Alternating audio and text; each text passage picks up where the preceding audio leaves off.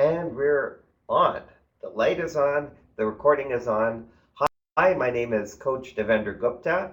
Welcome to How Your Idea Can Change the Future. And this is part of a series of webinars that I'm presenting to you to test out and flesh out some ideas.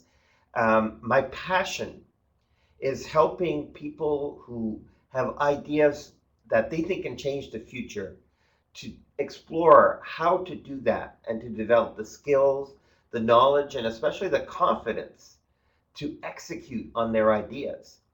And in my work with startups, whether they're technology startups or audacious entrepreneurs, what I find very often is there are flaws in their ideas. Their ideas have so much potential, but there's some elements in the idea itself which are the seeds for potentially this idea not being strong enough to carry a project, to carry the execution, to make an impact. So in this workshop, in this webinar, what I'd like to share with you are some ideas to look at to when you get an idea and you say, this is a cool idea and I really want to throw myself at it and to make it happen because I think it can really change people's lives. It can change the future and make the world a better place. When you get those ideas, what I'm hoping with some of the tools that I'll share with you today is that you can find how to make the idea even stronger, because you want the idea to be a really, really strong foundation that you can build on to create an impact and change the world. So how your idea can change the future. The uh, the reality is that most ideas are too small to support a big vision. And I see that all the time because where do ideas come from?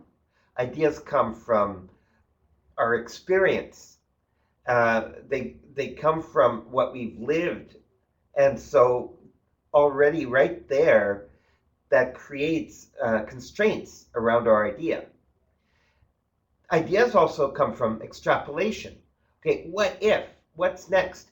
I see the technology going in a certain way, or I see these trends happening. And what if we go to the next step of the trend? Um, that's a way to make the idea a bit bigger. But then again, it is based on our experience, and it's based also on hypothesis and the way we see the world. And those biases um, impact the idea and can create the seeds for weaknesses in the idea from the start. Um, Also, we can get ideas from empathy. We observe other people, or we read something and we start to resonate with other people's problems or other people's desires, and we want to do something about it. And that's also a great way to get an idea, but it's not sufficient because, again, we're looking at how we filter another person's experience through our experience. And so empathy is a great way to find an idea, but it's not enough. Ideas come from excitement. Also, we get these flashes, this inspiration, or our imagination, which can lead to some amazing ideas. But again, it's not enough. Ideas come from all over. But at the beginning, when we get them, whether it's from experience or extrapolation or empathy or excitement, the ideas are built out of our hypothesis, our assumptions, our models, the way we see the world. Now, how we see the world, is that the way the world really is? And that's where the collision between the beautiful idea and the harsh reality of the world makes it so that the idea either lives or dies. And what I want to help you to do is to strengthen your idea that comes from these resources, that comes from these roots, to make sure that when the idea comes out of the head and into the world, it has what it takes to survive and to thrive. An idea is like a block of smooth marble. A block of marble is absolutely beautiful, and you touch it, and the surface is so polished and magical, and it has a beauty all its own. A block of marble is a feat of engineering, and it's a feat of creation to take it out of the ground and have it just so smooth and so monolithic right there in front of us. But the purpose of a block of marble is not just to stay a block of marble. You want to do something with it. You want to chip away all the parts that are not needed to find the real genius within it. And I think it was Michelangelo that said something like that. So I don't take credit for the idea, but it's something that I think about a lot when I talk to entrepreneurs at that first stage when they've fallen in love with their idea and they think their idea is going to change the world. Well, it's a great starting point, but it's only a starting point. We have to be able to go beyond it. Your idea needs to start you need to start asking questions about your idea, and even when the idea is still a concept in the head, uh, what is it that you want to do with your idea? It's a great idea, but if it's not doing something, then it is, for a lack of a more delicate term, just intellectual masturbation. And I see a lot of people who are in these startup workshops, and they want to, or even startup weekends, and they have this idea, and they want to move forward with it, and it's in their head, and they're falling in love with it. But until it gets out into the world, it's just an idea. It just has no value. It just is smoke and mirrors. Your idea needs to meet somebody's need. Your idea starts with you, but all ideas are about making an impact in somebody else's lives or an impact on the world around us.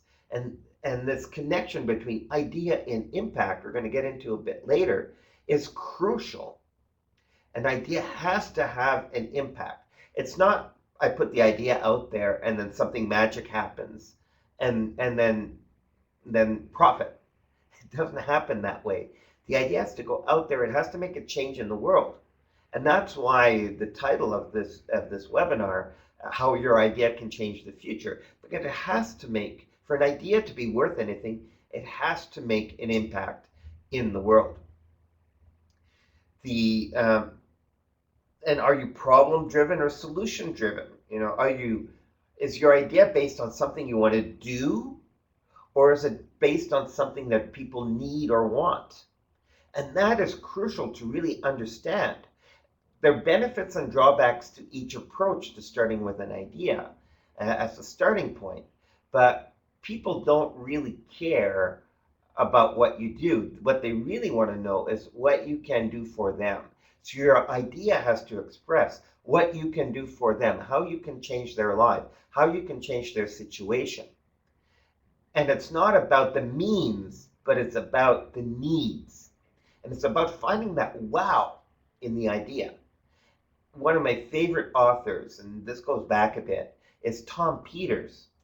And he talks about finding the wow. So if you go back to his books, and this is one of them, Reimagine. He's written lots of books, but the same themes come up again and again and again. It's about finding the wow. And that's the foundation of your idea. It has to be something that when you talk about it, when you think about it, when you work on it, you're always saying, wow. What is the emotion? Is this something that matters? What is the core issue, the thing that you want to change, the impact you want to create, that transformation? Is it something that you can learn from that helps you grow personally? Also, is it something that you can quickly test, even if it's just parts of the idea, so that you can start testing ways and start co-creating with the people around you, with the environment around you, to turn the idea from something abstract into something that is very powerful and tangible.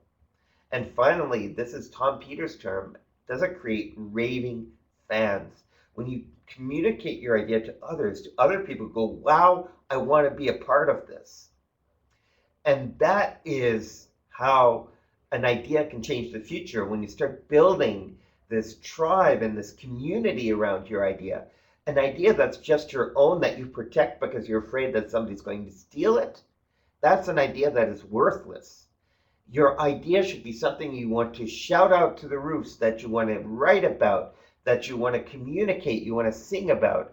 You want to be your idea, the embodiment, the walking brochure of your idea, and talk about it to everybody around you. That shows that you have the elements of an idea that can change the future. The more you get it out there, the more you find that wow and that emotion, the stronger your idea becomes, and you can then build your business and your processes and your products and your services around it, and and do it in such a way that you are able to impact the future. So Tom Peters, definitely an author to look at, and he has a lot of blogs and articles. If you do a search on Google or Bing, you'll find it easily.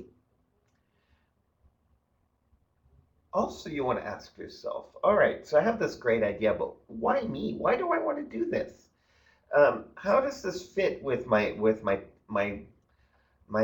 mission and my values and my philosophy, and why am I the person to make this happen? And this is really, really important because it can be a great idea, but you have to own the idea. If you want your idea to change the future, you need to be the owner. And that's why I say, don't worry about somebody stealing the idea, because it's not enough just to have the idea, but you have to own it. You have to have this emotional commitment to the idea and understand how it fits into who you are. That is an essential and necessary component to make it to having an idea that is strong enough to change the future, to change your future, the future of the people and the environment around you. Jim Collins has written many books. One of them is called Good to Great, and in this he talks about the big, hairy, audacious goal, and it applies just as much for an idea. And he says there's three components. First, it has to be something you're deeply passionate about. So what we just spoke about a moment ago, in terms of being in alignment with your mission and your vision and your values, and you have this hunger within you to make it happen. It has to be your number one priority in your life. And so, I hear a lot about finding work-life balance and all that kind of stuff. It's about integrating work and life. Your idea infuses everything that you do and everything that you are. So you have to be deeply passionate about it.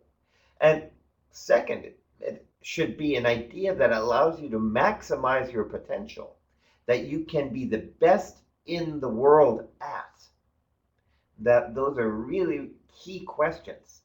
So it has to be something where you can stand out from the crowd. Just being competent is not enough. You have to be propelled by an idea that gets people talking, whether it's good or bad, whether they're for it or against it. You have to be the best in the world, and you have to change things. So the game-changing result, what drives your economic engine. An economic engine is beyond just how much money you can make out of it. But as we're going to see in a couple of slides, it's about being able to build this business, and I define business as an exchange. I offer my resources, my knowledge, my talents, my abilities, my products, my services to you, the client, to meet your needs. And in return, you offer something that's important to you in commitment, in return, your time, your money, your attention to me. So that's the economic engine. And I definitely will do a webinar more in detail because it's really core to understanding this concept of business at the speed of people. So what you're deeply passionate about, what you can be the best in the world at, and what drives your economic engine, that's what makes an idea that can change the world. Yes, we're talking about ideas that you can build a business on. Business, small b, big impact. And business in the terms of this economic engine. So what makes this idea click, irresistibly attractive? So it makes it click with people, that people start getting it and you start getting momentum and changing the future. Well, I call it the 4 Ps: purpose, passion, people, and profit. So does your idea have these elements? First, purpose. What is the impact you're creating? What is this change that you want to create in people's lives? How does it make their life? How does it make the world a better place? So you want to make a change in the world. And that was one of the first realizations I had when I started in coaching around these ideas over 14 years ago now. That famous quote by Mahatma Gandhi, um, be the change you wish to see in the world. And that is the starting point for making any changes. Your idea, an idea that has purpose, that has what we spoke about earlier, this wow factor, this impact, this big, hairy audaciousness to it. And also that has within it, just by realizing this idea, by giving it life, that should be reward enough. Of course, it'd be great also to build a business and to have revenue streams and everything, but that is icing on the cake. I do what I love, whether I get paid or not. I do what I love because I know I'm making a difference in the world, and it has to start from there. Then afterwards, of course, I want to make sure that I'm being paid sufficiently to allow me to continue doing what I love. So it fits in. Find that purpose. What is the impact you are creating? That's the first of the 4 Ps. The second, oh, sorry, I want to go back to this value of your idea, this economic engine that I mentioned before. And it's about connecting. It's this in this Venn diagram. It's about connecting my needs, my desires, my passions, my priorities, my values, what I want to do in the world with the needs, desires, passions, priorities, values of others through an exchange of resources. So the bottom part, skills, money, asset, experience, attention, time, resources, tangible and intangible. I'm offering resources to you, and in return, you are offering your resources to me. At this stage, it's your time and your attention and your interest. Those are resources. If you're watching the recording, you're spending time on receiving these resources that I'm offering, and in return, you're giving me resources that are valuable to me. And you want to be in the sweet spot, in that maximum value. So let's see if I can get the, well, will this work? So I go pointer, pointer. Can you see the pointer there? Where you want to be is in the middle of the three, this maximum value. That's where you want to be. Now, the danger is being in the 3 areas. Whoops, sorry. This is not moving the way I want to. Okay. The danger is being in the 3 areas. For example, if I have this idea and people want it, but either I don't have the resources to make it happen, or people don't have the resources to adequately commit to what I have to offer, then I'm in this area called no means. Either I don't have the means or they don't have the means. But there's a mismatch there, so things don't move forward. So it's like, yeah, I have these, let's say, I have these great ideas for helping people through a difficult period in their life, but my clients can't pay me. So, all right, things don't move forward. My services, people appreciate them, but they're not able to commit to them. So there's no means. Also, there may be a situation where there's no passion, where I have resources that people want, but it's not really in my priorities right now.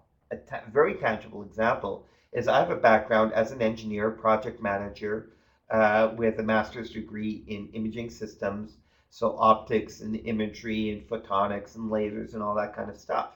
And where I live here in Quebec City, those are skills that are highly, highly sought after, for the optics companies and the photonics companies here in Quebec City. And usually once a year, I get these inquiries, and when people find out about my background, they ask if I would love to join their team in some kind of capacity.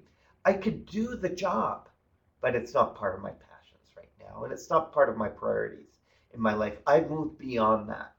So if I took that job, I would end up in a situation where there's no passion for me. When there's no passion, uh, it's the job doesn't get done, and that's a big problem. So you don't want to be in this situation where you're just giving, giving, giving. There's nothing coming back to you.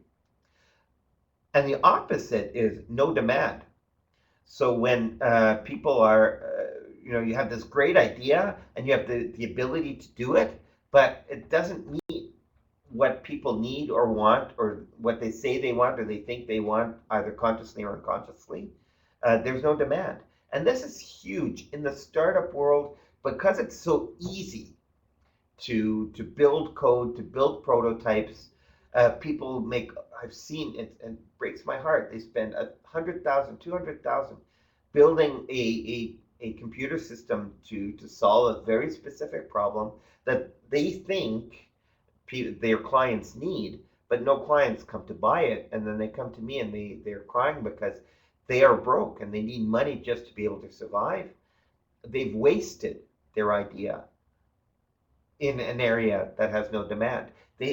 So what you want to do is find that purpose, find that area of maximum value right at the start. And we'll talk about later on in further webinars how you go about making that happen by a validation process and by testing it, what we call the lean approach, by doing lots of tests and see what people want, and defining your hypothesis behind the idea. So you want to be in that center. So that is about purpose, the first P. The second P is passion. That creative tension between the future that you want to create and the present moment. And unfortunately, my prop broke this morning. But imagine, okay, I have this finger here, and I have another finger here, and imagine a rubber band between the two. So this finger is the present moment, and this finger is the future. So I have a rubber band between the two fingers. And the rubber band is loose. There's no tension, because also the present moment and the future are very close together. Now, as I start extrapolating into the future, so my future finger is starting to move away, and my present finger stays present. And so just imagine this elastic band that's getting tighter and tighter and tighter and tighter and tighter, and you start feeling a creative tension, a tension where the present wants to come and join the future. And that's what passion is about. It's about this creative tension where you define a future in such a way that you want to bring the present towards it by what you do, by what you create. So it's about finding that passion and creating that tension and keeping that tension always alive. So as the present starts to catch up with the future, you're able to project the future a bit more and a bit more and a bit more. And that's how you move forward, with that passion, that creative tension. So that's why I look for what is the wow in the idea that we mentioned earlier with the Tom Peters slide. That's the passion that allows you, that motivates you, and it motivates others to jump on board with your idea and co-create with you. So 4 P's, we've looked at purpose, passion, and now people. Who are the stakeholders? Um, Stakeholder, anybody who's, or anything, or any situation that's touched by your idea, that's impacted by your idea, either directly or indirectly, whether or not money is exchanged, whether it's done on purpose or not on purpose. This is a huge, huge issue. Too many people ignore the power of enrolling the stakeholders around their idea, around building this community, this tribe. And most people are not going to be your clients. Most people are not going to be the users or the people you target. There's going to be all kinds of people around it. And in the tribe, in the structure of the tribe, we talk about 3 circles. Your circle of impact, so those people who are directly touched by what you're doing, so your clients and your suppliers and your stakeholders and that. Then you have a second circle. It's your circle of influence. And those are the people who know people in your circle of impact. And so they start talking about your idea. So the word of mouth starts creating. And then finally, you have your circle of interest, which are all the people who eventually hear about what you're doing. They probably don't know who you are, but they know somebody who knows somebody who knows somebody who knows somebody who knows somebody who is directly impacted, or who could be a perfect person to receive your idea. So circle of impact, circle of interest, circle of impact, circle of influence, and circle of interest. And again, that's going to be how do you build your tribe is definitely going to be a webinar in this series, and I'm really excited about it. But you want to enroll these people, because that's how you power your idea forward and you make an impact on the future. Purpose, passion, people. Finally, profit, the dreaded P word, the P word that people misunderstand. And they think that, oh, my idea cannot aim for making a profit, because that's not right. But profit, what worked for me when the light came on is when I redefined it. And profit is about the win-win result. When there is profit, it's because you're experiencing an impact. I'm experiencing a positive impact. Win-win, tangible and intangible. There has to be as much good created as money that's created. The two have to be in equal measure. If I'm just doing good without creating any money, what happens is I'm going to run out of resources. If I'm creating money without creating good, what happens? That's exploitation. What I want is both. And that's the magic of real profit. It's the win-win result, tangible and intangible, that enables both parties, me as the provider, as the propulsor of the idea, and you as the receptor of the idea, that enables both parties to live their full potential. And keep that in mind, living your full potential, because we're going to come back in the conclusion to what that means. So we talked about the 4 P's, and that's what I look for in the idea, and an idea that can change the future, which are purpose, passion, people, and profit. And those are the bones of a powerful idea.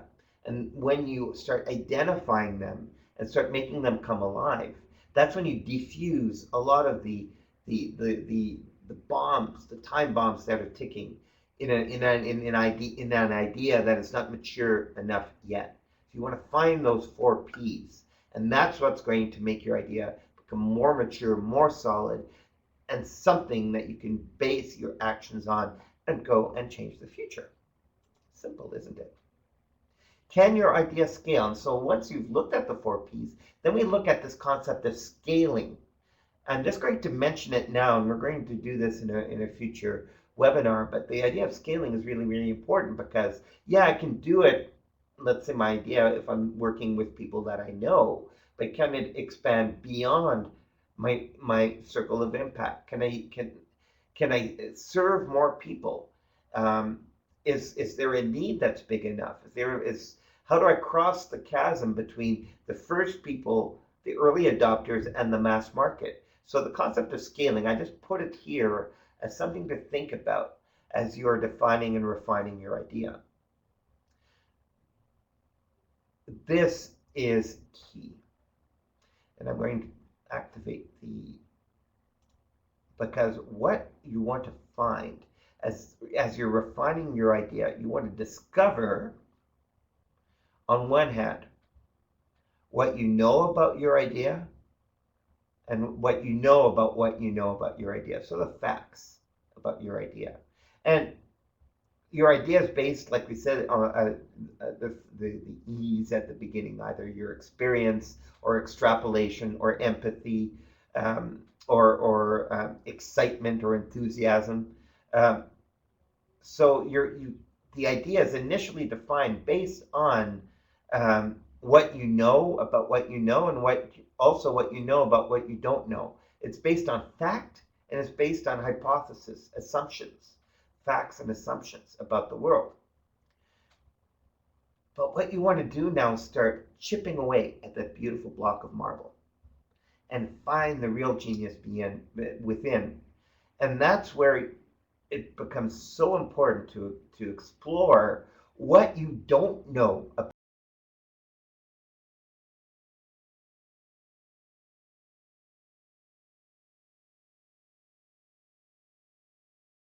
your idea. Or, and this is what I really push the people I work with to discover, what are the insights about their idea? What are can they discover about what they don't know about what they don't know? It it gets really complicated saying it. It's like a tongue twister. But that's what the real value of your idea is. You learn something about the world around you through your idea that nobody else has thought of or realized. And then your insight then becomes the new model of the world. You become the Galileo of whatever area you're talking about. You know, Galileo, who said, and I hope I get this right, and I should, because my undergrad's in physics, and if I got it wrong, I'll be crucified. But anyways, Galileo said that, oh no, the sun revolves around, I'm sorry, the earth revolves around the sun and not the other way around. Everybody else thought, oh, it's the sun that orbits around the earth. And Galileo said, no, no, no, it's the other way around. It's an insight, something that he didn't know about what he didn't know, and he discovered it. And he went, wow, this makes so much sense. And then he goes out and he talks about it, and he tries to convert the church and the king and all of this, and he gets crucified or whatever. I don't know the story. But you will get a lot of resistance when you first start sharing your insight, because it goes against facts, what we think we know about what we think we know, or hypothesis. And but it's true. You know, you want to discover something about your idea, so your idea becomes a starting point for the exploration of this insight. And it's your insight which is your real genius, and it's your insight that you use then to build your product, to build your service, to build your business, to do something that will change the future. The future has yet to be invented, and the future will be different from today. It will be different than the facts and hypotheses on which we build our lives today. And so it's up to you to go out and discover these insights on which we'll build new ideas that will power the future. Okay, so we're coming in for a landing. What do you do with all of this? And this is a wonderful exercise that I encourage you to do. I'll post this also. I have this as an article on my blog. I'll post this on the Facebook page of this event, or feel free to email me directly at coach@devender.com, and I'll send you the link. It's what I call the Manifesto. It's a short document that describes these 5 questions. First, what is the change you want to create in the world? What is it? What is this impact? What is the future you want to create? And then why this? Why is this important? Why is it important now? Why am I the person to make this happen? And what am I committed to creating? That is a manifesto. That becomes even more powerful than a mission, more powerful than a vision. It is a statement that is anchored in the bedrock of your why, of your passion and your purpose. And when I first wrote my manifesto many years ago, before that I was sort of doing what I was doing, in terms of my starting coaching business, and I just made the pivot from being an engineer to becoming a coach. And then I discovered my manifesto, and I discovered the power of this tool, and it completely changed me. It fuels that creative tension. It fuels that purpose. And I'd like to share with you my manifesto. This is my manifesto.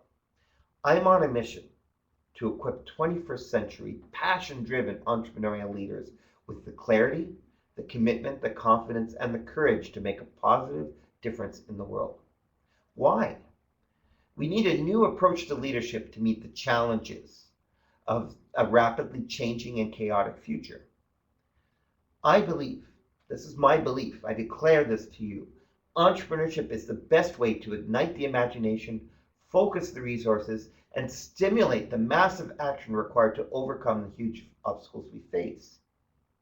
The future that we desperately need will not be created by politicians, nor by the CEOs of the old guard, but by a new generation of citizen leaders who are crystal clear about their purpose, who are powered by the passion of a big vision, and who transform the status quo by mobilizing communities of people to build systems that create profit and prosperity for all. When I read that, each time I read that, I get a lump in my throat. That's what you want to find with your idea. You want to explore your idea, chip away at that beautiful block of marble, and find that genius within, which is your manifesto. People don't care what you do. They want to know what you do for them. It's not about your products. It's not about your services. It's not about your ebooks. It's not about your app.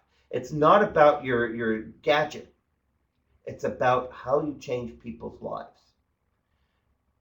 And my wish for you is that you take your ideas that you have, what you want to do, and you start shaking them. You start exploring what are the 4 P's in your idea: purpose, passion, people, profit. Finding that wow, finding those anchors, and really building an ideas on which you can build a life mission on. Everything will come from your manifesto. You want to have a project, you want to have an idea that is cool, that is compelling, and that's something that you execute on a daily basis. You want to build your Taj Mahal. That's what you want to do, this wonderful expression of love that people come from all over the world to see. Well, that's what your idea can be. It will be your Taj Mahal, your expression of love to the world. I mentioned that the line, your full potential. I mentioned that line is really important because that's how I define what success is all about. Success is creating an experience of life which expresses your full potential. So when you find those 4 P's in your idea and you're able to express it as a manifesto, what starts happening is you start thinking bigger, you start acting bigger, you start making an impact in the world, and your idea starts to define the future and pull the present along with it. You start moving forward. Peter Drucker, the amazing management professor. Find a find a need that beats your drum. Create a plan, then make a dent. Trust that your rewards will come and credit them as heaven sent. That's what I'd like to leave you with today on this topic of how your idea can change the future. I would love to get your feedback either in the chat box or afterwards on the Facebook page, or email me. Come visit me on Facebook, Coach Devender, Twitter, Coach Devender, and LinkedIn, Coach Devender, and start talking about how you want to change the future. So I look forward to exploring with you how you can change the future with your idea. Thank you very much. That's what I wanted to communicate with you today. And so I'm seeing there's a lot of typing going on. Multiple attendees are typing.